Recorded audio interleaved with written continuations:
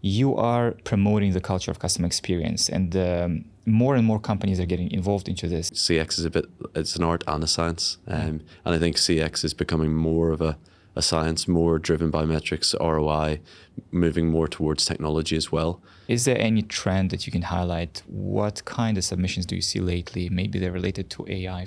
It definitely is let's say the inspiring arm of the transformation. It definitely inspires people because there's a lot of money being wasted out there on technology just for the sake of having it. CX is not just another vertical. It's actually, supporting the whole company horizontally. Someone stole a trophy at the most recent event, so because they didn't win. Oh, wow. Yeah, so these kinds of things happen. I think everything's going a bit too far. If it's a higher production value, does that mean that the content is better? Does it mean the initiative is better? No, not necessarily. We need to understand people even better. That's just the next stage. Yeah. Welcome, everyone, to the first episode of The Naked Customer, a podcast where we offer an undisguised view on the world of customer experience.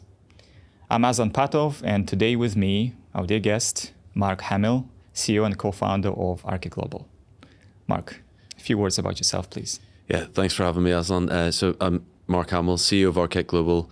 We specialize in recognition programs, particularly around customer experience, and we also do a lot of events around technology relating to customer experience, conferences, roundtables. So we have a rich, deep network when it comes to customer experience professionals, business leaders, and really specialize in connecting content, people, networks. It's quite interesting because customer experience has been on the rise in the last few years, and a lot of people in the industry used to talk about recognizing the customer, but what you're doing, your job is mainly about recognizing the companies, yes, right, for their efforts. Yep. How does that happen? Well, I think there's a lot of good things that are happening in companies, and they need to be showcased, really. I've been in this industry of customer experience my entire career and got into the events side of it in about 2012. And I really thought that there's not really that many platforms out there for really recognizing what the great work that companies are doing in this space. So really what we do is try and give them the opportunity to build out their case studies with their teams internally. So it's excellent from a motivation perspective, but also if they are an award-winning company in customer experience, then that's something that builds trust with their customers or something they can promote to future customers as well. So I have participated in a couple of them, and my team has. But, I think while every company takes something for themselves out of these events, whether it's connections, whether it's educating themselves and their staff on what's new on the new trends, for example, whether it's regionally or globally. And I believe that you guys setting up these programs across the globe. Yeah, absolutely. We're going to get to that in a second, but I think what's really important around these events is the fact that you are promoting the culture of customer experience, and more and more companies are getting involved into this. The last event, I've been in the gala. Can you tell me about that specific one that we've had here in the Middle East? Yeah, absolutely. So that was our biggest in-person one that we've done since COVID anyway. And 250 people were there at the ceremony from all over the world. I think it was about 50-50 split, UAE-based companies. The rest flew in. I think we had a massive contingent from UK, from Russia, Czech Republic, America, lots of different representatives. Poland, I believe, Saudi Arabia. Yeah, absolutely. Yeah. So even regionally, yeah. But those were just the finalists, right? Yeah. How many companies did participate in the event? In general? That's a great question. Yeah, because it does get whittled down. So I think it was something around 200 companies actually started the process. And then once the shortlisting was done, it was down to about 120. But in terms of, you're right, it's not just the finalists. We had our partners, our sponsors there, and then also the judges. We have 150 judges that participate. Every judge is given sort of 5 to 10 case studies to score. They're all independent as well. So that's one thing that we're very passionate about, to make sure that we don't just have a one grand panel that just decide depending on who pays the most money. We're very, very focused on making sure we have the right judges, sufficient number of judges, and their relevant experience for their categories that they score as well. Now, if I'm someone who hasn't been participating in these events and, I might be quite skilled in customer experience, but I've never ever taken any kind of judging positions anywhere else in any panels. Where do I start if I want to be the judge? And I think a lot of people, professionals that are going to be watching one of these episodes, they would find it interesting to take this opportunity to participate. Yeah, absolutely. And I suppose I'll look at it a different way around. So the reasons why people do judge, particularly ones that come in, let's say organically, that would come through the website, which you can sign up, it's very much to learn what's in the market, what is out there that's happening that I can learn from and then go and implement within my company or with my clients. So we get a real mix of consultants and in-house practitioners. And I suppose just to add to that point, the content that we do have over the years, because it's been a huge library. Yeah, it's over 30 hours of case studies on customer experience. So every submission historically has had a video case study. So we've built this huge library on different categories as well. So you don't have to be a judge to get access to that. But I think if you're going to try to get the latest information on the case studies that are out there, then being a judge is a really good opportunity to do that. Be the first one to see those case studies. Over the years, since we've met, I believe 6-7 years ago. Probably more than that. Even more than that, yeah. Yeah. I believe you've been in the category for like more than 10 years now. Yeah, absolutely. And whenever we met, it was probably 2017, 2016, somewhere around then. I do remember how the first submissions were, and they're quite different from the submissions that we see today, at least on your platform, ARCET Global. I see a huge difference in the media world. You have the FEs, and then you have the lines. So the lines are more portraying the creative side of work, and the FEs are more about what worked and what not, the efficacy, the conversion rates, and so on. I believe that it was more about the lines before, when people were trying to portray their creativity and customer experience and various things, to be honest, which were not probably that important, because in the end of the day, no one knew whether it worked or not. And recently, I see a huge shift towards showing actual results. Can you please comment on that, and how do you see where do you see the industry moving, basically, and how is it being reflected in those submissions that you guys are getting? Yeah, absolutely. And I think the previous model that we used for assessments was very much written submission, and then they got the best presenter to come and, as you said, kind of show the creative side, like really kind of more motivational than necessarily the results side. But with the way that we score, it's very much weighted towards the results. The results are, you can have a great idea about what you want to do and you can talk about what you've done, but if the results don't match up, then you don't really have an award-winning submission there. So, but in terms of what we see in the real world, I think that's the way it's playing out with customer experience. There's a lot more movement, rightly or wrongly, but more to the science than the art. Because I think Craig Lee, who we both know, he always says that CX is it's an art and a science, and I think CX is becoming more of a science, more driven by metrics, ROI, moving more towards technology as well. Tools are evolving. Yeah, I think so. So I think that's I wouldn't say that was our intention at the beginning. I think that's just the way the market's going. But yeah, given this platform where they can put those numbers into a case study, which they can showcase outside the company, but also probably use that internally to really get a bit of, let's say, armor around their initiatives that they're doing, so they make sure that they continue to get budget. I think that's important. Interesting. Let's put it this way.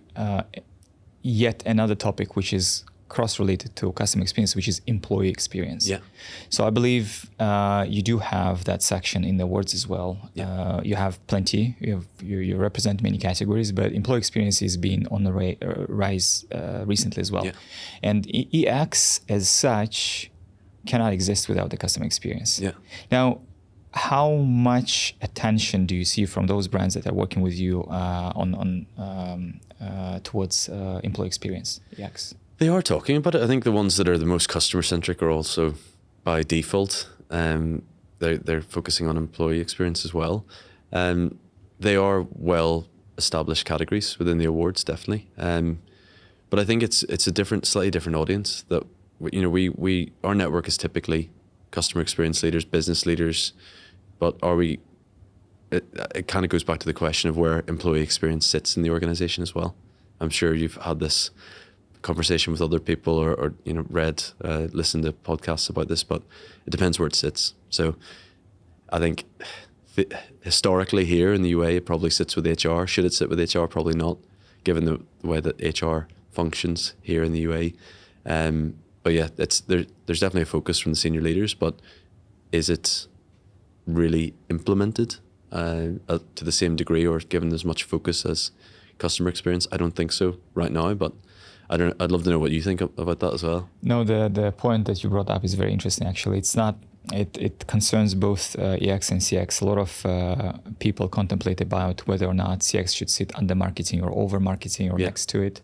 The same questions we hear from EX professionals related to HR, because we should remember that HR is reporting back to finance and other people that are interested also in bottom line savings. Yeah.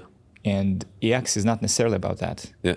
You have to consider the interests of your employee first, and then try to understand how you should build the policies and process around that. Yeah. While with HR, obviously, they take it more like a game, I guess, on how to engage employees, but that's not necessarily just about that. It's an initiative that's rather than a long-term strategy. Yeah. That's how they take it at least. Yeah. Interesting. And the other thing that you're doing, you're actually setting up awards and recognition. You're basically designing recognition platform for corporate. Yeah, right? Absolutely. Yeah. So I'm quite curious about that. Why do companies need it? Well, it's, they still want to see what's, for recognition, it could be anything really. But I mean, typically what we see is they want to get ideas from their employees, and this is a really good way of engaging them. So I guess it would fit in with any employee experience program that the companies have. But yeah, if it's from an innovation perspective, if you have it as a way of getting the best ideas out of the employees, you can do something like that, and then recognizing those in in a company-wide setting, like a town hall, for example. So that's something that we've done in the past. But yeah, recognition in company or just recognition in different domains. We have an ability to create recognition programs, awards programs, internal, external. Okay, let me just get this. So the first part is about recognizing employees. I guess throughout the year, they're working to achieve something, and they get their KPIs in place, they achieve those metrics, whatever that happens, and they get recognized. The second bit is more about innovation, like you said, right? Yeah. So we are pushing basically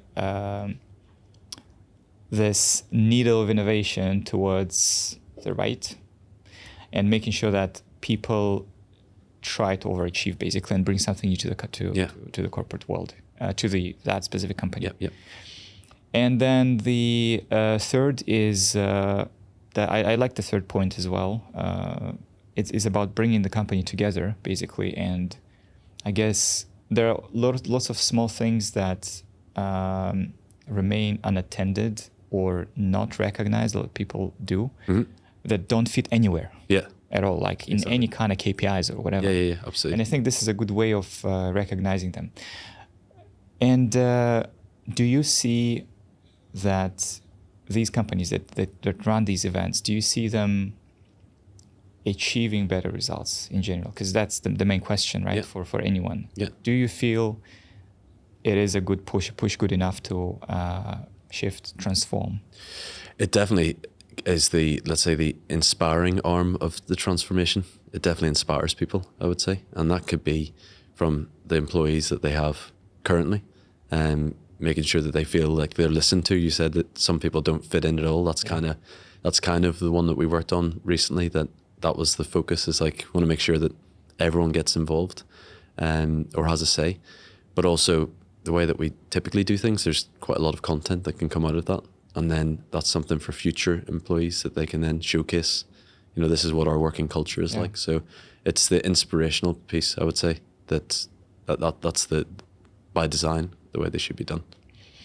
Getting back now to the ARCET Global's Customer Experience Awards, how many regions do you cover today?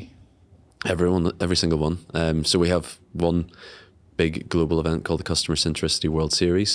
And then within that, we have 5 different regions. So we have North America, Latin America, Europe, Middle East and Africa, and then APAC. So any of the categories that would have representation from all those regions, the highest scoring company in each category per region wins something. And then the top score across all the regions is the overall World Series winner. And it's been done online? At Online least or in person? Stages, yeah. Yeah, absolutely. Yeah, so for the first 3 editions, they were exclusively online. We kind of going back into ancient history, it feels like now. But when we set up the company, it was 6 months before COVID. So we're planning a big event in Budapest for the European Awards. We had a big event in Dallas for North American Awards, and then we just had to shelve everything. But we realized that given the nature of our assessment, video submissions, we were able to move it online very, very swiftly. So 3 years we did that. And then in May this year was our first edition in person with the Customer Centricity World Series in Dubai.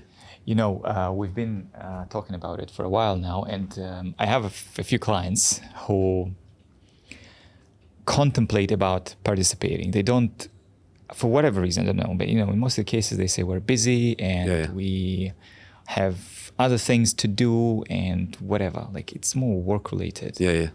I feel like they're missing an opportunity here, okay? And we do miss an opportunity here as well. You know that I'm leading Renaissance. Yep. We're providing consulting services for various companies, and whenever we have a conversation with our clients about participating, they're like, yeah, it's all cool, let's do that. And we're actually advising them, okay, we're gonna take it forward. You don't even need to do much. Yeah. Just help us out, just be there. Yeah. But they end up not participating. What are they missing, these people? It goes back to, depends what they want to get out of it as well. Like, this is the thing. So everybody thinks when it comes to awards, it's just the publicity, the end bit, right? That's kind of, you see yourself on stage or you don't.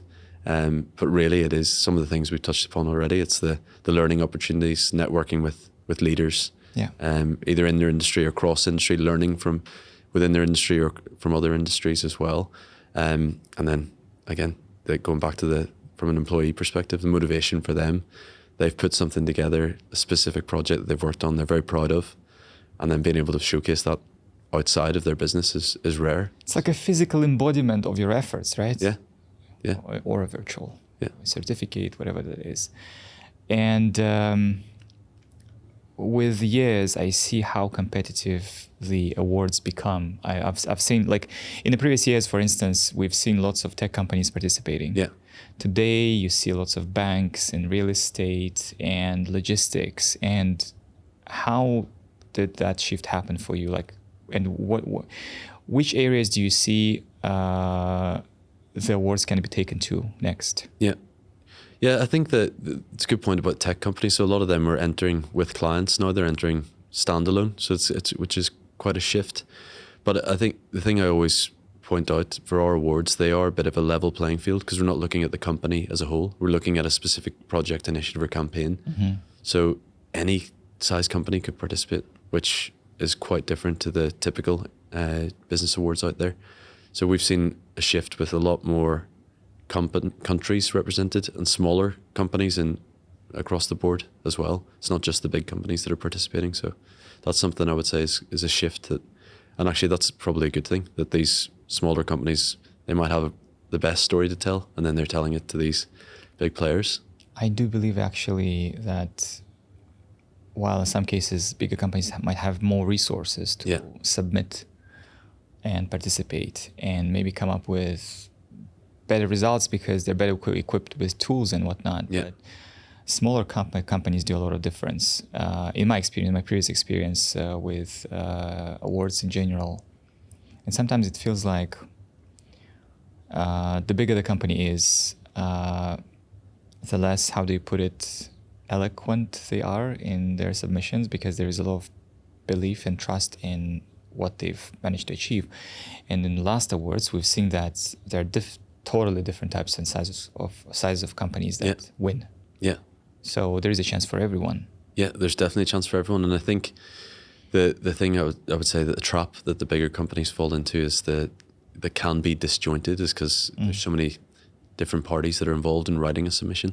So that's a risk that they take. Do big companies get pissed when they don't win?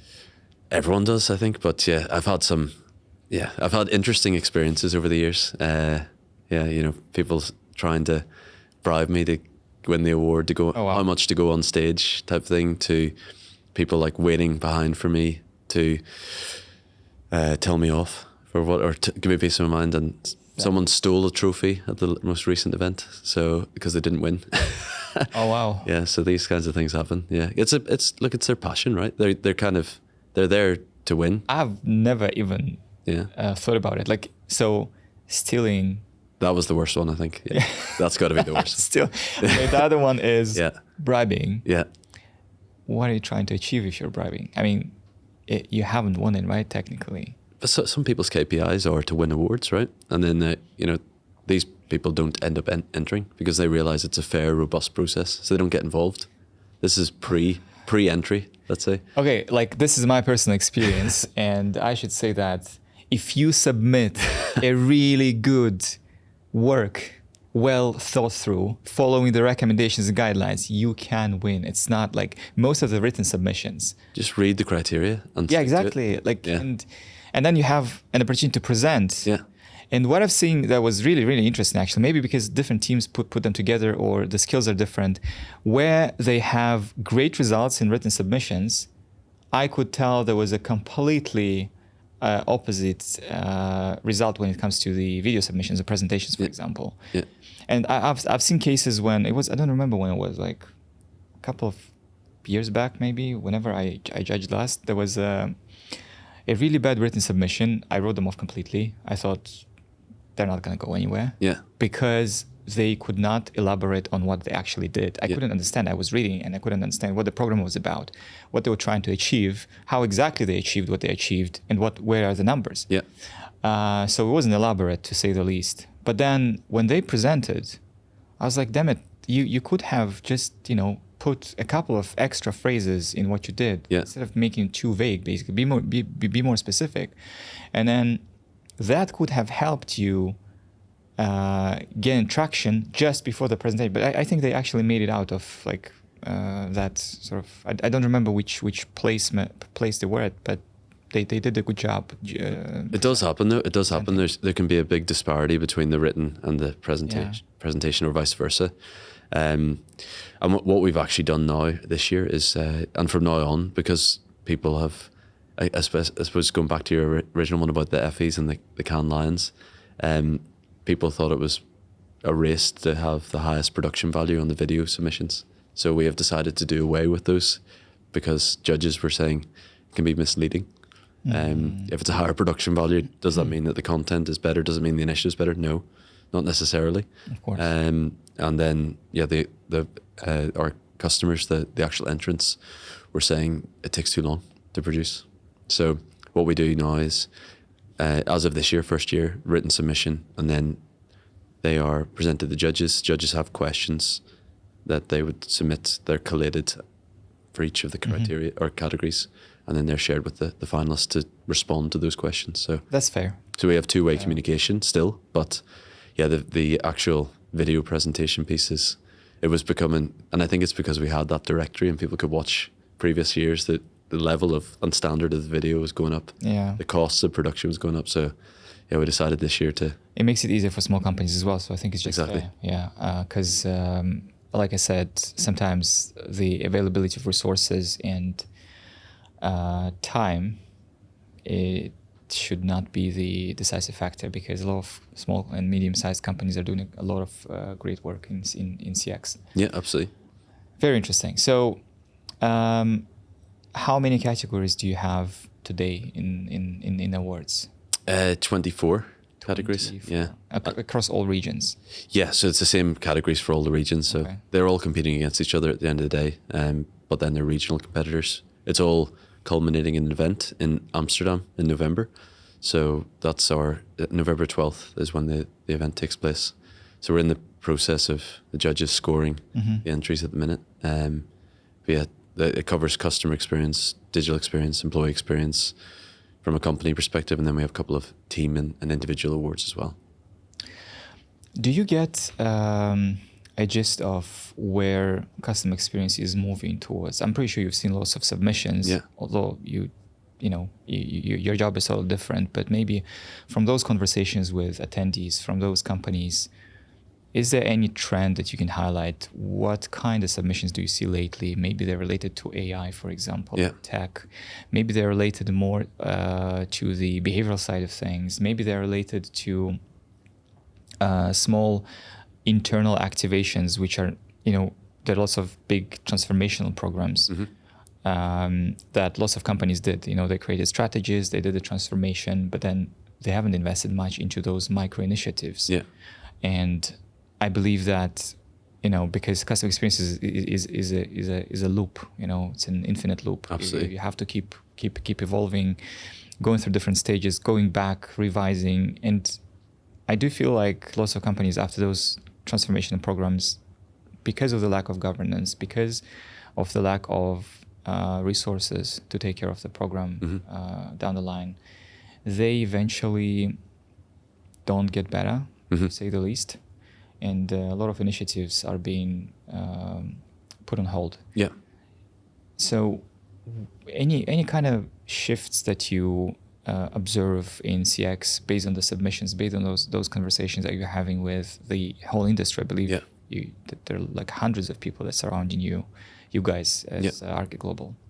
Yeah, I think that the ecosystem is definitely changing. I think 5 years ago it was more about just measurement, let's say. I think from a technology perspective, and now the last couple of years, it's very much about AI and technology in general. And I really, as I already mentioned, I think there is a shift in customer experience where a lot more of the investment, perhaps the very top level CX advisory type companies are okay, like what you're doing. But in terms of like the smaller consultancy companies where there's maybe just focusing on smaller bits, like let's say drawn out programs, I think they're really shorter in supply. I would say there's a lot less company focus on that in the industry, but definitely it's the technology piece. Like a lot of the investment in CX is going on technology, a lot more than I've seen before. But I think as well that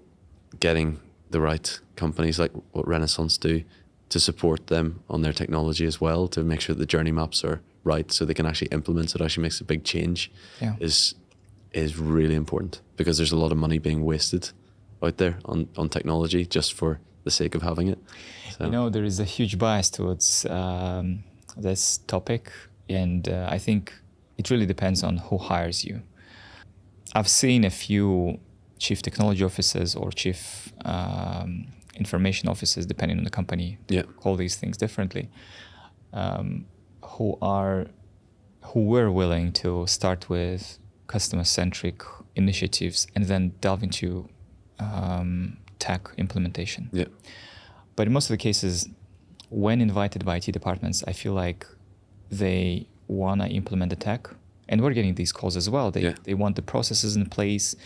They don't really care about the customer. They're calling us because we do processes and policies, for example. And there are some that would really consider customer centricity as a core of the future ecosystem. So the market is not yet matured that much. I think at some point we'll start seeing that CX has penetrated, or should have penetrated at some point, most of the departments, because CX is not just another vertical. It's actually, supporting the whole company horizontally. And I believe that it has to be a part of every single department being mandated from the top by the CEO, with the CEO taking his own seat in that little CX committee, little or not, pushing that governance forward. And CEOs are actually the people who should be interested in participating in those events, because in the end of the day, CX, just alongside sustainability, has become one of the mandates of the CEOs, at least in the Middle East. Yeah, absolutely.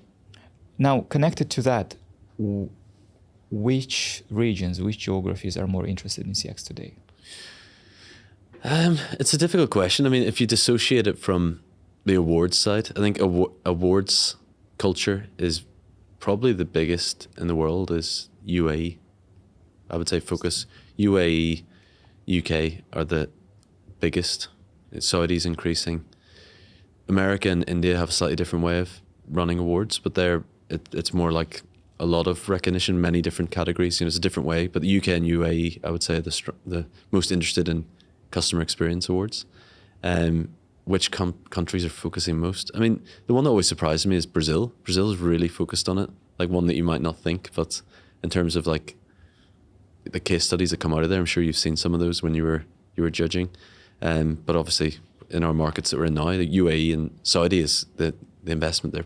Yeah. In customer experience there is enormous. Saudi is doing really well lately. They're investing a lot, and I think in many areas, I can tell that we've recently been talking to another consulting company, and what was fascinating about them was that they do actually do a lot of work in behavioral economics in the public sector.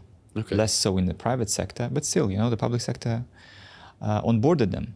And it's been like a few years since we've been struggling with behavioral economics, for example, specifically here in the UAE. It's a hard sell with the rise of AI and so on, things getting digitized and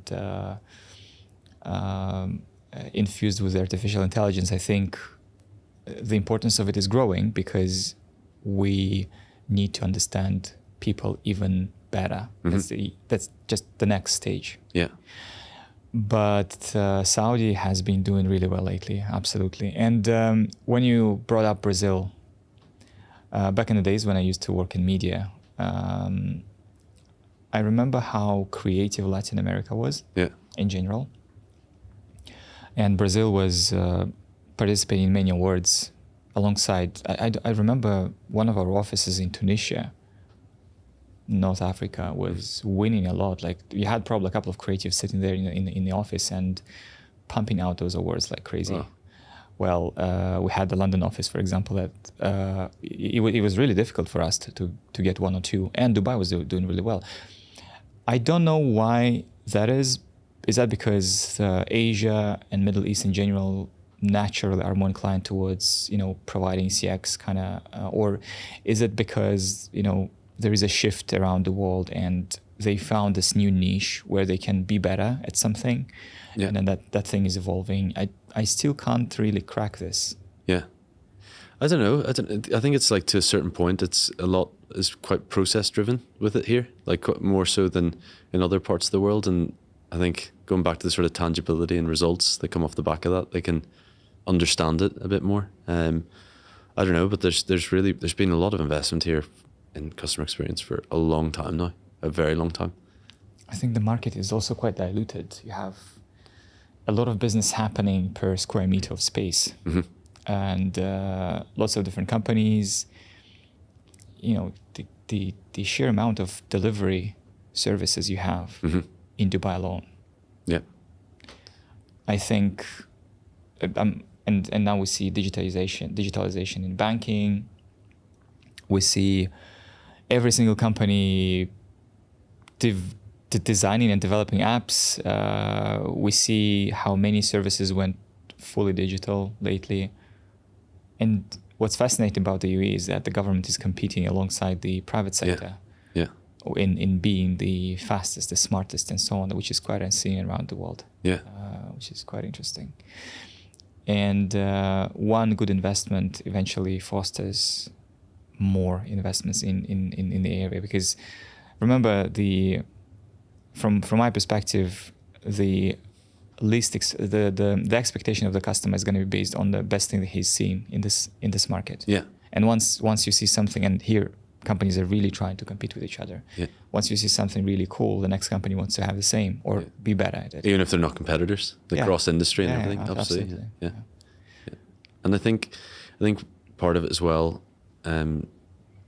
if you're looking at where it's going to go, I think a lot of it might go too far down the technology route like you're talking about every company having apps and Yeah. everything being digitized. There needs to be a point where, there's going to be, you probably have to go back and teach about the humanity, or what you're actually, who your customers are, so the stuff that you're doing on the behavioral economics, and even understand who you're designing these processes for. I think that's essential, and it's going to be even more important if you go too far beyond. It's like I think everything's going a bit too far. yeah, And look, we have a client in Qatar. We're working on a loyalty program for these guys, and when we did the benchmarking, even when we're trying to pick globally, not necessarily locally, a few great companies that do loyalty programs, we've got at least like 3 or 4 from the region. And what's even more fascinating is that the fact that how many loyalty programs do we have here in Dubai, in UAE? Like probably thousands. Yeah, probably like a 3 to 4 million city, and we have, I don't know, like, I'm not even talking about the minor ones, but a few dozen for sure, and that's insane. I'm talking about the local ones. Yeah. And the same goes with apps. The same goes with those initiatives. The same goes with any crazy thing that's happening, and that's driving the Dubai's growth. Yeah, absolutely. So I guess a lot of countries in the region are going to be picking up. Okay, so one quirky question. Mm-hmm. In the last months, maybe 2-3 months, was there anything peculiar or interesting that you can share about any type of CX you've been exposed to? Some Good or really, bad, or some really good, some really bad, something to laugh about. Really good. I mean, it's such a cliche, but like Emirates, I've had just really good experience. Got really exceptionally well looked after. My wife had knee surgery, and everything from like, getting picked up at the airport, everything was absolutely, really, really exceptional there. On the plane, they were going out of their way to try and shift people around to make sure she was able to put her leg up because it wasn't a full flight. Things like that. I thought, it really seemed like they cared, and I thought I had a really, really good experience. What you just said is very important, I think, because sometimes when we speak about customer experience, even when we deliver work to clients, they expect us to completely reinvent the wheel. Mm-hmm. But from your story now, it sounds like not everyone's going to experience this, right, on a daily basis. Yeah. But these stories will travel. Your story, for example, can be told over and over again. Like the fact that there was this, I don't know how to call it, like a center of gravity, inflection point, whatever, like an impact or a pain point. Yeah. And that was done so graciously. And so you're talking about things like taking care of her, how they handled her, how they basically were considerate. A wheelchair at the end when we arrived back in Dubai. So from Budapest to Dubai, it was all, And I think these are the moments which a lot of brands should have paid attention to. Although, like we know the thing that's called like red route prioritization, when we pay attention more to touch points which are used by most of the people most of the time. Mm-hmm. Yep. But this is not one of them. No, definitely. But this is a story to tell. It's a type of content that can travel. Yeah. You can generate stories. And I know a lot about how these things are being done, because that's not just about, getting the wheelchair, putting the person. It's about how they put her in, how they take her out, how they handle her, whether it's a leg or an arm, or that's where they meet, how they meet you, how they take you through. It's a small journey on its own, but then I had a very interesting story as well in Morocco a long time ago, when there was an inauguration game between the Morocco's national football team and South Africa, I think. Mm-hmm. It was a new stadium in Agadir. And I was just curious, to be honest. I wanted to watch the game. Yeah. But they did not have online payment systems. They didn't have any online portals where I could search for it. And even whatever they had, it was in Arabic. So I had a conversation with one of the staff in the hotel. It was Sofitel in Agadir, the old one. There are two next to each other. And he promised that he'll try and get a ticket for us. I was ready to pay. No problem. It was super cheap as well. Yeah. Next morning, just an hour before the game, the stadium wasn't too far, but he disappeared. And I was trying to get a gist of where he is. I asked the staff, and they told me that he was, in the last 4 hours, he was standing in the box office, basically trying to get the tickets for us. Oh my God. And he did. He brought them, and he never took any money for it. And then they organized basically a taxi, and we've gone to watch the game in Agadir. I mean, later after the game, I tried to get him, I don't know, a dinner or something. He wouldn't take the money at all. So that was like, yeah, I would definitely go back. Yeah, of course. Yeah. And you probably convinced others to go there as well. Yeah, absolutely. No, it was a beautiful hotel, but the service was insane. I really loved it. Yeah. Okay, Mark. So this event that will have the finals being taken to Netherlands, right? Yeah, absolutely. When has that event started? Yeah, so that's in the process of the judges are scoring now. So the shortlisting has happened, finalists are announced. Okay. And that's going to take place 12th of November in Amsterdam. What we have as part of that as well, so what people who have missed the opportunity this year, they can actually attend the event. So there's still the opportunity. It's not just an awards program. There's a conference, which is also in partnership with the Customer Institute based out of Germany. They will be running the content for the day. So we have thought leaders, we have winning case studies that are going to be providing that content, speakers, panels throughout the day, then the ceremonies in the evening. But people can attend that either in person or virtually as well. So the whole event is a hybrid event. Interesting. And if someone wants to participate, whether as a judge or as a company to promote themselves, showcase their efforts, when would be the right time to do that? 2025? Yeah, right after the event, really.